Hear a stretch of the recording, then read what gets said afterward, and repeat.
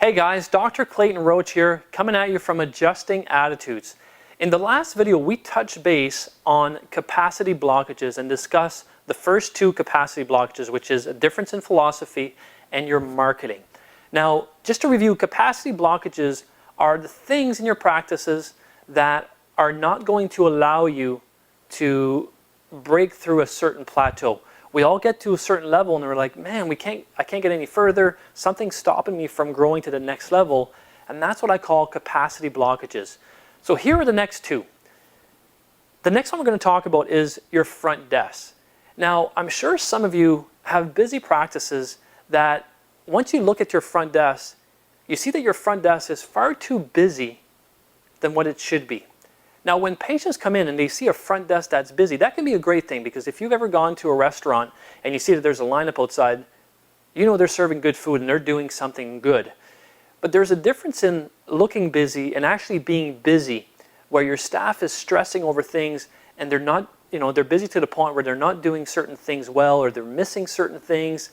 So what I want to touch on is basically your front desk, and that being an area that can cause a capacity blockage in your practice.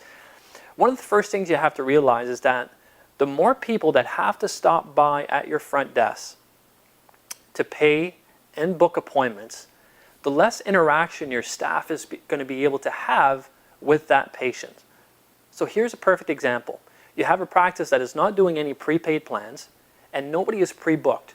So what happens at the end of an adjustment? The patient has to stop at the front desk, pay for that adjustment, and then book another appointment. By the time that patient is done doing that, if you're busy at all, there's another patient waiting to do the same thing. Now, what does that cause?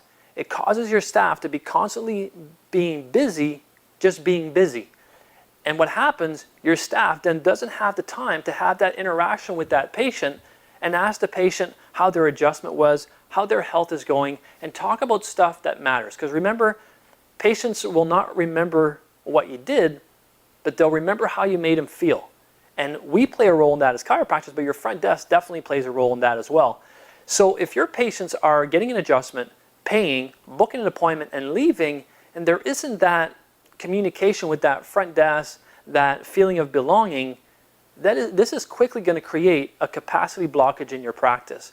So one of the biggest suggestions I have for you is start having prepayment plans and have people pre-booked months at a time, and that way their interaction at the front desk goes from transactional to more relationship building. So number one today, we're going to talk about capacity blockage was your front desk.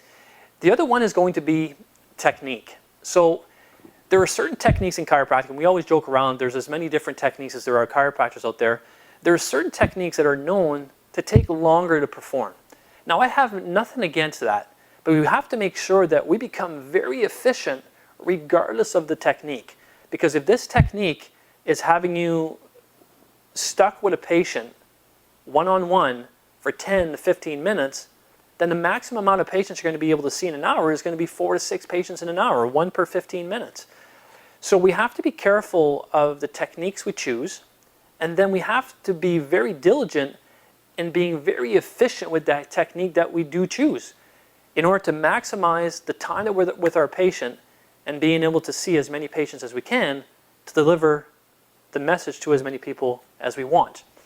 So make sure that you look at your technique and what you're doing and see if there's anything that's redundant that you're doing, or that you can take away but still provide great quality care, and maybe exchanging a certain part of the technique for another technique that would allow you to see more patients with the same quality of care that you're giving right now. So again, just food for thought that your technique plays a definitive role in how many patients you can see and affect the lives of. So the two capacity blockages today that we touched on was your front desk as well as your technique. First video touched on marketing and philosophical differences amongst team members. So here you have 4 capacity blockages that you can currently look at in your practice to see why you're at a plateau right now and you can't break through that plateau. Next video is coming at you with 2 more capacity blockages to help you break through to ultra levels of success. So make sure that you write a comment at the bottom of our blog. Make sure you communicate with me. Let me know what you want, and leave your comments. I will respond to them, or even email me directly. Love to hear from you. Thank you so much, and have a great day.